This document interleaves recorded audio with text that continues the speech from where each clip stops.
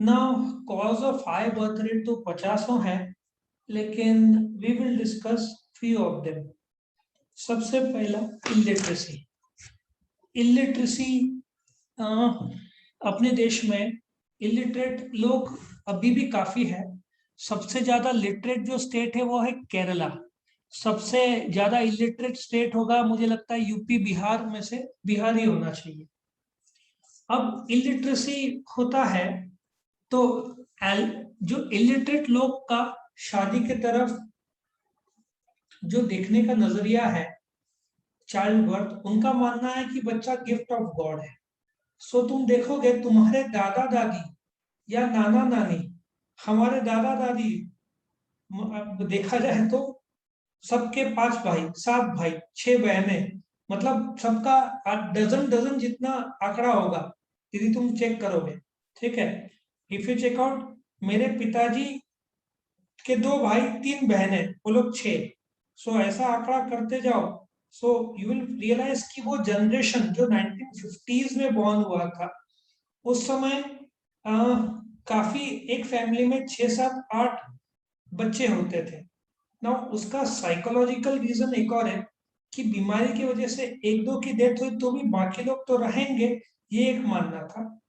और लिटरेसी या इलिटरेसी की वजह से कपल में फीमेल को बोलते ना हाई बर्थ रेट का जवाबदारी ज्यादा माना जाता था कि she is responsible for the high birth rate. अभी थोड़ा जमाना बदल रहा है, लोग प्रिकॉशंस भी लेते हैं और ज्यादा बच्चे भी सिर्फ खिलाना पड़ता है। एजुकेशन तुम देखो कितना महंगा हो गया, ओवरऑल महंगाई बहुत ज्यादा है। घर भी लगता है, कपड़े लगते हैं। सो इलिटरेसी बहुत बड़ा कारण है कि लोग समझते नहीं है कि देश पे बोझा पड़ता है। खाने, बच्चे लोग हुए मतलब कहीं ना कहीं से खाना लगेगा बच्चों को। सो इलिटरेसी कारण है। दूसरा, यूनिवर्सलाइजेशन ऑफ मैरिज। एक अच्छा है अभी कि मेरे टाइम में, if you go back 30 40 years back, 30 years back, लड़की बिकम्स 18 19 20, अरे उसकी शादी नहीं हुई, शादी नहीं हुई, पीछे पड़ जाते थे। सो अपने इंडिया में इफ मैरिज बोलते ना, यूनिवर्सल मैरिज करना ही करना है। ये जो विचारधारा रहा है कि रिलीजियस बिलीफ, सोशल ऑब्लिगेशन, मोक्ष नहीं मिलेगा, ये सब अलग अलग विचारधाराएं हैं। सो इंडिया में 95% पीपल, एडल्ट आर मैरिड। ठीक है, और उसमें भी जो विचारधाराएं हैं कि मैरिज होना ही चाहिए और वंश आगे बढ़ाने के लिए बच्चे होने ही चाहिए, so this causes lots of pressure on the families. और उस जमाने में लोग साथ में रहते थे और बच्चे हुए तो भी जॉइंट फैमिली था तो संभाल लेते थे। अभी यूनिवर्सलाइजेशन ऑफ मैरिज से ज्यादा फॉरेन में जाने दो, अमेरिका में तो they believe mostly in the live in relationship. India में भी कंसेप्ट आ रहा है लिव इन, बॉम्बे में तुम देखोगे। हालांकि अभी भी पुराने जमाने के लोग उसको पाप पुण्य में तोलते हैं। कुछ लोग सही ठहराते हैं, कुछ लोग गलत ठहराते हैं। सो अभी भी उसमें बहुत सारा रिलीजन, सोसाइटी आ जाता है। ठीक है, सो ये प्रॉब्लम अपने देश में है कि एजुकेशन जैसे बड़ा है, लेकिन पेरेंट्स या दादा दादी का जो विचारधारा है वो अभी तक बदला नहीं। अभी वो दिन में मेरी एक स्टूडेंट थी जो पिछले साल 12th हो गई।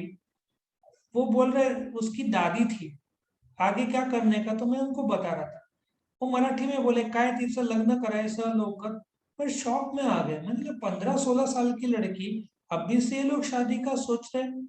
सो जो बोलते ना 1950s के आसपास जो बॉर्न हुए थे, उनके विचारधाराएं अभी तक बहुत ट्रेडिशनल है। गलत में, गलत और सही नहीं बोलूंगा, बहुत ट्रेडिशनल है।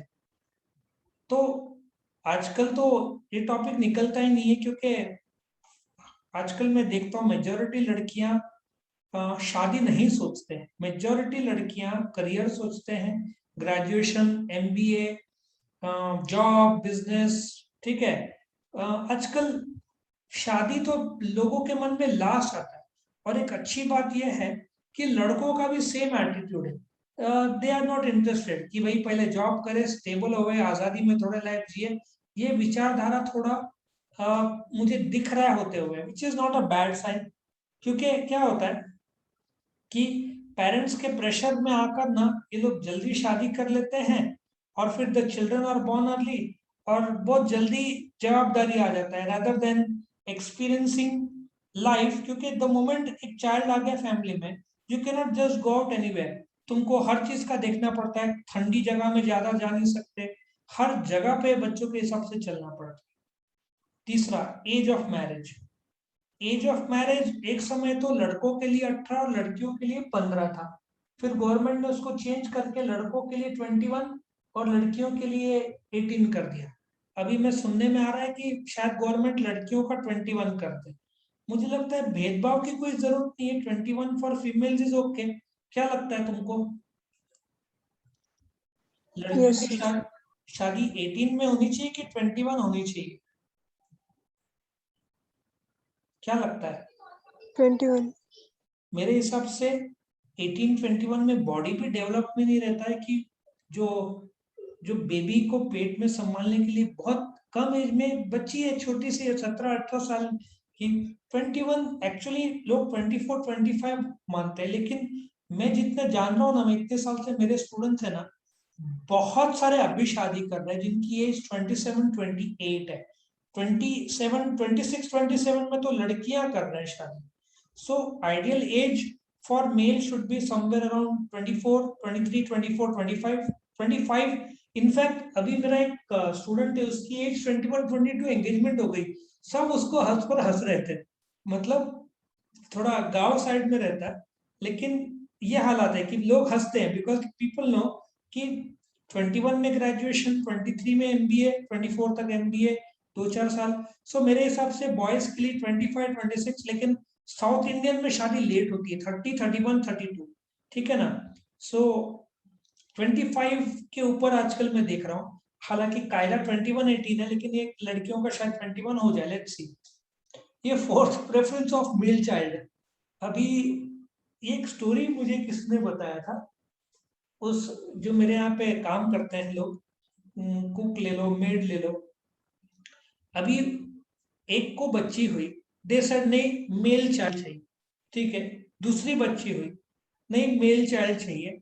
नहीं, तीसरी बच्ची हुई, फीमेल चाइल्ड। मतलब ये थोड़ा सा ट्रेंड बदल गया है आजकल।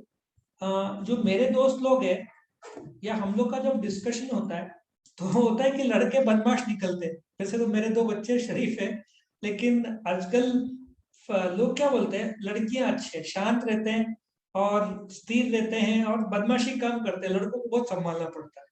सो preference for a male child का सबसे बड़ा कारण क्या है कि एक रिलीजियस बिलीफ है। क्या तुमको मालूम है रिलीजियस बिलीफ कि फादर विल से कि वंस आई डाई, जो मेरे अग्नि को जो है लकड़ी को अग्नि कौन देगा? लड़का देगा। क्या सुना है तुमने ऐसा? Yes, sir. लेकिन आजकल जो मैं सोशल मीडिया में देखता हूँ ना, आजकल ये ट्रेंड भी चेंज हो रहा है। अभी कोई एक्ट्रेस का हस्बैंड एक्सपायर हो गया, उसका नाम क्या है? एक एक्ट्रेस है, व्हाट इज हर नेम, मुझे नाम नहीं ख्याल आ रहा है उस एक्ट्रेस का। She is not a full fledged actress, I think RJ या कोई तो है, बट उसने अपने हस्बैंड लकड़ी को अग्नि उसने दी, उस लेडी ने। सुना है नाम उसका? No, sir. कोई तो एक्ट्रेस है और उसने ही अग्नि दी। उसका नाम ना मुझे ख्याल नहीं आ रहा है। किसी को ख्याल में है? क्या नाम है उसका? मैं तुमको नाम, मंदिरा बेदी। नाम सुना है मंदिरा बेदी का? No, sir. मंदिरा बेदी तुम चेक कर लेना। तो लोग शॉक में आ गए कि ऐसे कैसे औरत। और मेरे मन में आया कि ब्रेवो, बहुत अच्छी बात है। If there was real love and she wanted to lit the fire, क्या प्रॉब्लम है उसमें? अभी मेरे एक दोस्त की माताजी एक्सपायर हो गई थी, क्रिमेशन ग्राउंड में औरतें भी आए थे। एक जमाने में औरत नहीं लेके जाते थे, उसका कारण है कि औरतें इमोशनल ज्यादा हो जाते हैं। वहां पे भी स्थिति था बट संभालने वाले लोग थे, तो ये कारण से क्रिमेशन ग्राउंड में नहीं लेके जाते थे। सो ये जो preference for a male child है, उसके दो मेन कारण है। पहला कारण है कि लड़की शादी करके उधर चले जाएगी तो मेरा बुढ़ापा संभालेगा कौन, ये पहला विचार। दूसरा कि मरने के बाद मेरे चिता या लकड़ी को अग्नि कौन देगा, ये एक मानना है जिसकी वजह से जिनको लड़की होती है, गांव की बात कर रहा हूँ, शहर में वो इतना नहीं रहा है, कि दे कीप ऑन ट्राइंग। ठीक है। सो जो बोलते हैं ना preference for a male child, ये गांव में अभी भी है। और सॉरी टू से, लेकिन अभी भी इफ पेट में तो लड़का या लड़की है इंडिया में पता नहीं कर सकते। तुमको पता है, इफ अब लेडी इज एक्सपेक्टिंग, उस बच्चा मेल है या फीमेल है वो चेक नहीं कर सकते इंडिया में, पता है तुमको? यस सर, इलीगल है ना। एब्सोल्युटली बैंड इंडिया में। लेकिन लोग क्या बदमाशी करते हैं, आई थिंक सिंगापुर थाईलैंड में लीगल है, वहां जाकर चेक करवा लेते हैं, वहां पे कोई प्रॉब्लम नहीं है। और यहाँ पे भी मैंने सुना है कुछ जगह पे, अभी आई एम नॉट श्योर, लोग पैसे देके चुपके से चेक कराते होंगे, हॉस्पिटल में लिखा रहता है बोर्ड की वी डोंट चेक, लेकिन ऐसा न्यूज आता है कि पैसे देके, और फिर if there is a girl child, but बहुत कम हो गया है। इनफैक्ट मैं, मेरे दोस्त लोग में से देश है कि लड़की अच्छी बाबा शांति से माहौल रहेगा, लड़का बदमाश आजकल हो गए हैं। तो ऐसे विचारधारा आते हैं। और जो हम लोग जो फ्रेंड सर्कल में लोग हैं, हम लोग का थिंकिंग काफी मॉडर्न है कि लड़का या लड़की बस हेल्दी रहे, खुश रहे हुए, ठीक से ग्रो हुए, और क्या चाहिए। तो ये थिंकिंग थोड़ा हमारे जनरेशन का है। तुम्हारा थिंकिंग तो और भी मॉडर्न होगा कि कोई प्रॉब्लम नहीं, मेल चाइल्ड या फीमेल चाइल्ड कोई उसमें इश्यू नहीं है। तुम्हारा जनरेशन में काफी बदलाव आएगा। हमारे जनरेशन में जो एजुकेटेड लोग हैं उनका विचारधारा थोड़ा मॉडर्न है, लेकिन अभी भी बहुत पुराने ख्यालात के भी लोग हैं। जॉइंट फैमिली सिस्टम, मेरा एक फ्रेंड है अमोल कासलीवाल, उसके फैमिली में टोटल 40 लोग, पूरा भाई बहन, पूरा एक बंगले में साथ में रहते हैं। अभी एक बच्चा जन्मा है, 5 बच्चे जन्मे, उन लोग के 3 बिजनेस है, कमाते इतना है कि बच्चा जन्मा तो भी आराम से जॉइंट फैमिली सिस्टम में उसका कॉस्ट एब्जॉर्ब हो जाता है। तो जॉइंट फैमिली सिस्टम में बोझा नहीं पड़ता, क्योंकि संभालने वाले बहुत सारे लोग हैं। तो इसकी वजह से जॉइंट फैमिली रहा तो बच्चे लोग बढ़ते हैं फैमिली में। फिर छठवां, डिपेंडेंस ऑन एग्रीकल्चर। अभी एग्रीकल्चर पे अगेन, जो अब जैसे मेरे जो स्टूडेंट्स के पेरेंट्स एग्रीकल्चर में जो है, पता चलता है ना उनका मानना क्या है, बच्चे ज्यादा रहे तो खेती बाड़ी में मदद करेंगे, बाहर के नौकरों को पैसा देना पड़ेगा, घर के लोग काम करेंगे तो चोरी चकारी भी नहीं होगा। तो ये भी कारण है कि जिनका खेती बाड़ी रहता है, they produce more children, because उनको लगता है कि एग्रीकल्चर में आगे मदद करेंगे। सो गांव में ये थिंकिंग और आउटलुक है। सबको यहाँ तक समझ में आया? Yes, sir. Wide spread poverty, poverty का भी यही है। अभी भी मैं एक्चुअली बाहर था, जस्ट नासिक रोड से फटाफट आया, सिग्नल, अरे तुम कॉलेज रोड के सिग्नल में अब गाड़ी खड़ी नहीं कर सकते, इतने सारे बच्चे आ जाते हैं भीख मांगने। सो पॉवर्टी जब रहता है तो लोग क्या सोचते हैं कि the more the children, the more useful they will be, इधर फॉर बेगिंग या फॉर वर्किंग, जहां पे वो संभालेंगे। अब छोटे छोटे 6-7 साल के बच्चे जिन लोगों ने खेलना चाहिए वो सिग्नल में भीख मांगते हैं, ना उनको समझ, पेरेंट्स लोगों ने उनको उसमें डाल दिया। सो गरीबी की वजह से एक तो एजुकेशन नहीं, more children means family support, that is what they think. और फिर lack of awareness about family welfare services. अच्छा, फैमिली वेलफेयर सर्विसेज, इसमें फैमिली प्लानिंग दिया है। फैमिली प्लानिंग का अक्सर मिस इंटरप्रिटेशन ऑफ मीनिंग निकलता है। मैं तुमको एग्जैक्ट डेफिनेशन देता हूं फैमिली प्लानिंग का। Family planning is about planning the number of children and the spacing of children. समझ में आया तुमको? समझ में आया? Yes, sir. The number of children to have and the spacing of children, इसको फैमिली प्लानिंग बोलते हैं। नाउ क्या होता है, जो टेक्निक्स ऑफ फैमिली प्लानिंग है गवर्नमेंट, एक समय Sanjay Gandhi basically family planning में ज्यादातर तो औरत लोग का सर्जरी करा के they use to have family planning, but there are surgeries for male also. लेकिन इंडिया में एक तो अवेयरनेस नहीं है और लोग को लगता था कि आदमी का जवाबदारी नहीं, इसलिए सर्जरी कराते नहीं थे। नाउ क्या हुआ, संजय गांधी का नाम सुना है? संजय गांधी जो No, sir. राहुल गांधी का मुझे लगता है Sanjay Gandhi was the son of Indira Gandhi, ठीक है। इंदिरा गांधी का लड़का राजीव गांधी, राजीव गांधी का लड़का राहुल गांधी, ठीक है, ठीक है। Yes. इंदिरा गांधी का एक और लड़का था संजय गांधी। नाउ संजय गांधी ने क्या 1983-84 में जबरदस्ती मेल लोग का सर्जरी करा के शुरू कर दिया। इसकी वजह से गवर्नमेंट गिर गया, जबरदस्ती लोग को पकड़ते रहे, चल हॉस्पिटल सर्जरी करा ले, ठीक है। There are non invasive surgery रहता है, मैक्सिमम एक दिन तकलीफ होगा, बट देन प्रॉब्लम नहीं आता है। But again men don't like to have undergo the surgery, इसलिए ज्यादातर जवाबदारी इसमें आता है। फिर गवर्नमेंट ने क्या किया, वी विल गिव 5,000 रुपीज या विल गिव सम गिफ्ट्स, उसमें गरीब लोगों ने कुछ सर्जरी कराया। बट अगेन लोग डरते हैं क्योंकि अवेयरनेस नहीं है।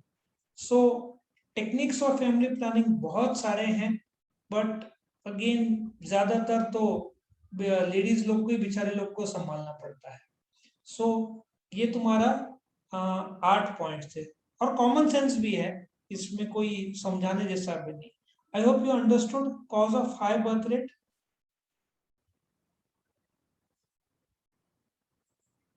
ओके